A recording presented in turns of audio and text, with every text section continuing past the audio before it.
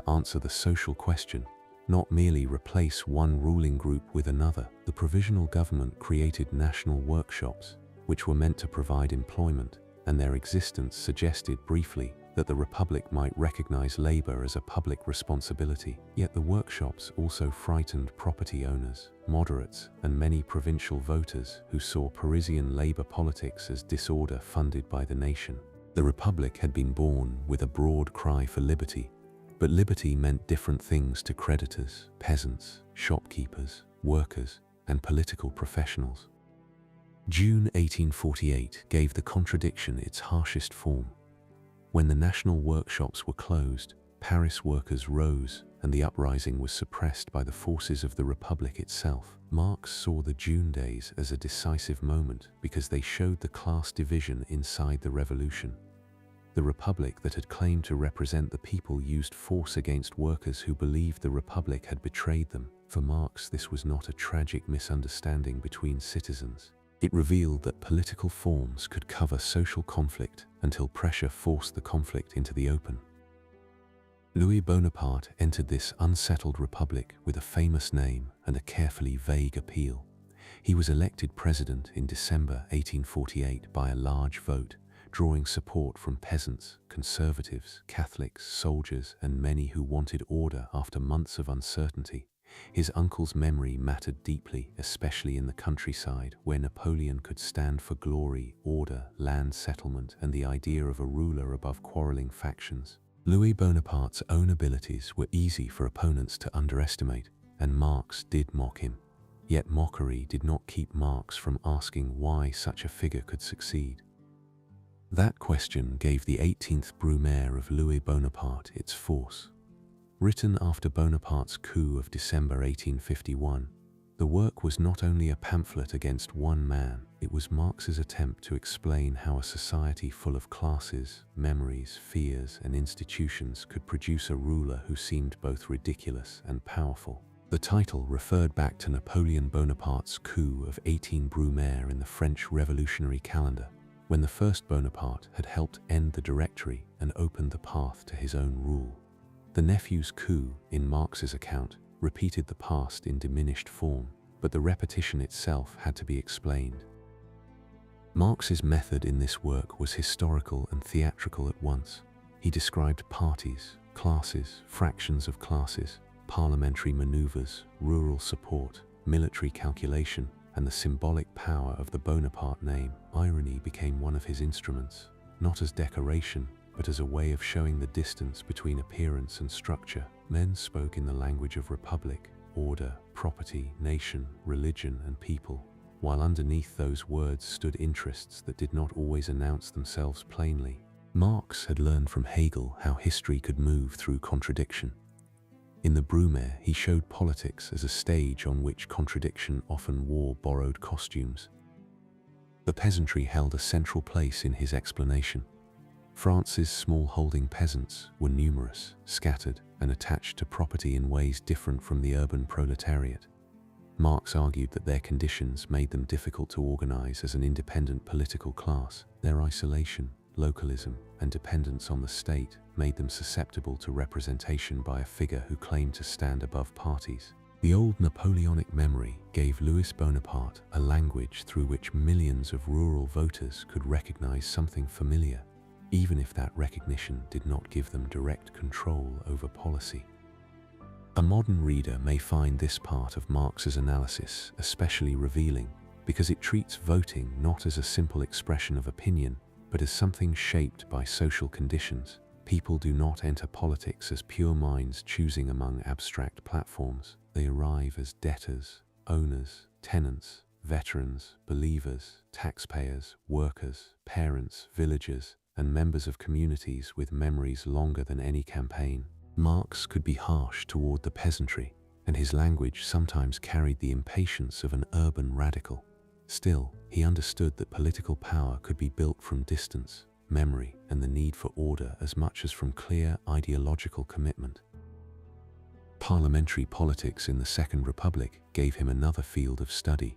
Different factions of the bourgeoisie competed with one another. Monarchists divided between legitimists and Orleanists, Republicans of varying degrees, representatives of finance, industry, land, and the professions. These groups did not form one smooth ruling class with one simple mind. They made alliances, feared the working class, distrusted each other, and often preferred a strong executive to the danger of deeper democracy. Marx's analysis was subtle on this point. Class rule did not require every member of a class to agree at every moment. It could operate through confusion, compromise, and the delegation of power to a state that promised order. Louis Bonaparte's coup of December 1851 dissolved the National Assembly and prepared the way for the Second Empire. Soldiers occupied key points, opponents were arrested, resistance was suppressed, and a plebiscite later gave popular confirmation to the new order.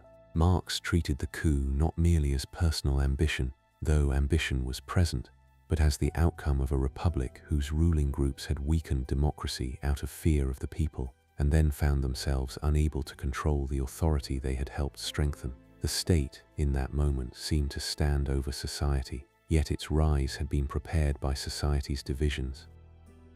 This was one of the important developments in Marx's political thought. The state could not be understood only as a committee directly carrying out the conscious orders of one class in every detail. It had its own offices, army, bureaucracy, police, routines, and traditions.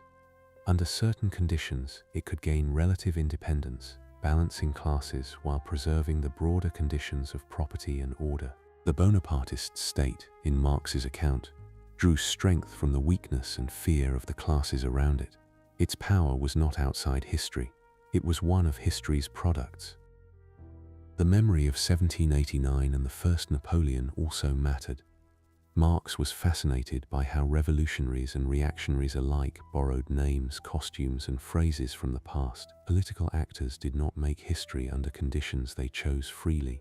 They inherited language, symbols, institutions, and memories, then used them in new situations that altered their meaning. The French Revolution had left behind a vocabulary of citizenship, nation, republic, and popular sovereignty.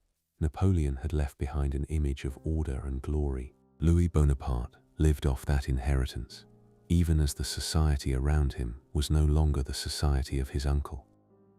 The Brumaire was written from exile, and this shaped its tone. Marx was not an official historian with access to archives and a calm institutional post.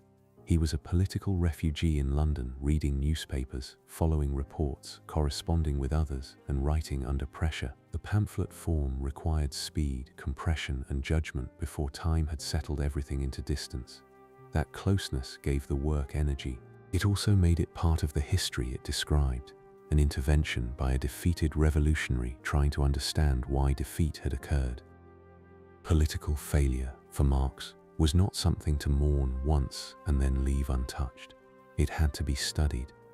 This separated him from radicals who treated each defeat as proof only of betrayal or insufficient courage. Betrayal and cowardice might exist, but they did not explain enough. Why had workers been isolated? Why had peasants supported Bonaparte? Why had bourgeois liberals feared social democracy more than authoritarian recovery? Why had Parliament weakened itself? Why had a name from the past become useful in a modern republic? These questions made defeat intellectually productive, though not less painful. The work also revealed Marx's talent for historical portraiture. Louis Bonaparte appears in the text as limited, evasive, theatrical, and dependent on forces larger than himself. Yet Marx did not make him irrelevant. A mediocre figure could still become historically important if institutions, memories, class fears, and political openings gathered around him. This was a severe lesson for any theory that expected history to be led only by great men or by transparent social forces. Sometimes the person at the center was small, but the arrangement that lifted him was large. London gave Marx enough distance to examine France while remaining close enough to feel the defeat as part of his own life. The New York Tribune work kept him engaged with current events, and his reading in the British Museum widened the economic background against which politics took place. The study of Bonaparte did not distract from the critique of capitalism. It helped prepare it. Marx was learning how political forms, state machinery, Class alliances, ideology, and economic interest moved together without becoming identical. In the years after the Brumaire, Marx's attention increasingly returned to political economy. The failed revolutions had shown him that slogans could outrun social development, that democratic forms could be captured, and that the state could preserve order through means more complex than direct repression alone. To understand the society that produced these political outcomes, he had to go beneath the surface of parliaments and coups. The next labor would be slower than journalism and less immediate than revolutionary pamphlet. It would begin with the ordinary object that capitalist society placed before everyone, the commodity. And from that object, Marx would try to unfold the hidden relations of an entire world. Chapter 10. Capital and the long patience of an unfinished book. The commodity looked ordinary enough to be overlooked. A coat, a yard of linen, a measure of grain, a machine part, a printed book, a tool in a workshop, or a loaf sold in a city street could appear as a useful object with a price attached to it. People handled such things every day without needing to ask what kind of society made them appear in that form. Marx began Capital with the commodity because capitalist society presented its wealth as an immense accumulation of commodities, and because the simplest object in the market carried, if examined patiently, the relations of labor, exchange, value, ownership, and dependence. The beginning was plain in appearance, but it opened into a difficult world. Marx's movement toward capital had taken many years. The London exile did not give him one uninterrupted period of study, and the book did not emerge from one steady desk. Journalism for the New York Tribune consumed time and energy. Illness interrupted his work repeatedly. Household crises returned with familiar force. Publishers waited. Friends asked after progress. Ingalls encouraged him, and Marx continued to expand the problem rather than close it prematurely. The critique of political economy had become the central intellectual labor of his life, but it advanced through notebooks, drafts, false starts, and reorganizations that often tested the patience of everyone around him. The British Museum remained the great workplace of this effort. Marx read not only the famous political economists such as Adam Smith and David Ricardo, but also pamphlets, currency writers, reports on banking, debates over machinery, agricultural studies, trade statistics, colonial material, and the parliamentary blue books that recorded official investigations into factories and labor. The patience of economic writing lay partly in this accumulation. Marx wanted to understand capitalism not as a moral scandal alone, and not as a set of isolated abuses, but as a form of society with its own movement, its own logic, and its own way of turning human activity into measurable value. The notebooks, later grouped under titles such as the Grundriss, show the scale of the unfinished work beneath the published one.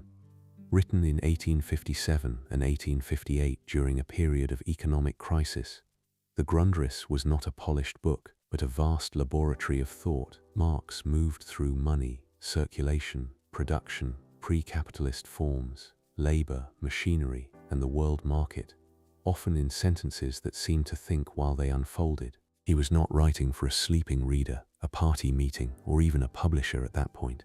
He was building the internal architecture of an argument whose final shape he did not yet fully possess. The crisis of 1857 mattered, because Marx believed economic crises revealed the instability of capitalist production more clearly than ordinary prosperity did. Banks failed, credit tightened, trade shook, and the confidence of merchants and investors proved less solid than it had appeared. For Marx, crisis was not a random disturbance that visited capitalism from outside. It belonged to the system's movement, to overproduction, credit, speculation, and the contradiction between social production and private appropriation. He watched events through newspapers, correspondence, and commercial reports, seeking not only to comment on the crisis, but to understand how such disturbances arose from the ordinary working of the system.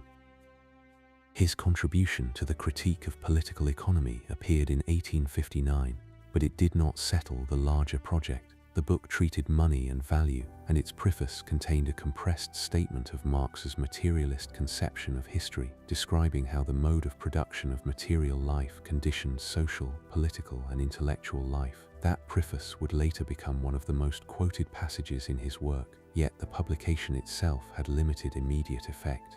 It was a marker along the road rather than the destination. Marx still had to write the book that would make the critique fuller, stranger, and harder to ignore.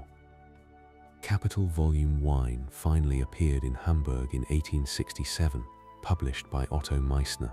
The printed book was heavy with years of reading, delay, suffering, argument, and revision. It did not arrive as a smooth message to the world. It arrived as a demanding work of analysis, filled with abstractions, historical examples, factory reports, literary references, footnotes, irony, and careful movement through categories that ordinary economic language often treated as obvious. Marx sent copies, waited for reviews, hoped for recognition, and worried, as authors do, over whether the thing that had consumed so much life would find its readers. As a printed artifact, Capital was almost the opposite of the Communist Manifesto. The manifesto had been short, urgent, and declarative, written for an organization at the edge of revolution. Capital was slow, layered, and exacting, written out of defeat, exile, research, and the long patience of a man who no longer believed that indignation was enough. Its title announced a subject that many people thought they already understood. Merchants, manufacturers, bankers, and politicians spoke of capital constantly. Marx asked what capital was, how it moved, and what human relation was hidden inside its apparently objective power. Factory reports gave the book some of its most grounded evidence. British inspectors recorded working hours, child labor, accidents, sanitary conditions, machinery, wages, and the evasions by which employers tried to extend labor or escape regulation. These official documents were not written for Marx, and that made them valuable to him. They came from the administrative world of the very society he was analyzing. The odd intimacy of factory reports lay in the way cold official prose could carry the details of exhausted bodies, shortened meals, night work, and childhood bent to production without becoming literature. Marx read them as evidence against the innocence of the market. The opening chapters of Capital are difficult because Marx begins with value. A commodity has use value because it satisfies some need, whether ordinary or refined, necessary or trivial. It also has exchange value because it can be exchanged for other commodities in definite proportions. Beneath exchange value, Marx searched for value, and he located it in socially necessary labor time, the amount of labor required under given social conditions to produce a commodity. This was not a simple statement that every worker received the value he created. It was the beginning of an explanation of how labor becomes measured, compared, and represented in exchange. Money then appears not as a convenient invention that merely simplifies barter, but as a necessary form through which value expresses itself in a commodity-producing society. Gold, or money more generally, becomes the universal equivalent, the thing through which other commodities announce their value. Marx's analysis of money can seem remote until one remembers how much of modern life depends on this abstraction. Work, rent, food, debt, inheritance, profit, taxes, and survival all become mediated through a form that appears independent, almost natural, though it is made by social relations. The central movement of the book arrives with labor power. Marx argued that under capitalism, the worker does not sell labor itself in the abstract, but labor power, the capacity to work for a given time. The value of that labor power is tied to the cost of reproducing the worker's life, while the use of labor power in production can create more value than the worker receives in wages. The difference is surplus value. This, for Marx, was the hidden source of profit, not cheating in exchange alone, and not the personal wickedness of a single employer, but a relation built into the wage system itself. Such analysis gave Marx a way to explain exploitation without relying on the idea that every transaction was visibly unfair. A worker could be paid the going wage, The contract could be legally valid, and the exchange could appear equal in the marketplace. Yet once the worker entered production, the use of labor power produced value beyond its own cost. The apparent freedom of exchange therefore concealed a deeper dependence. The worker was formally free,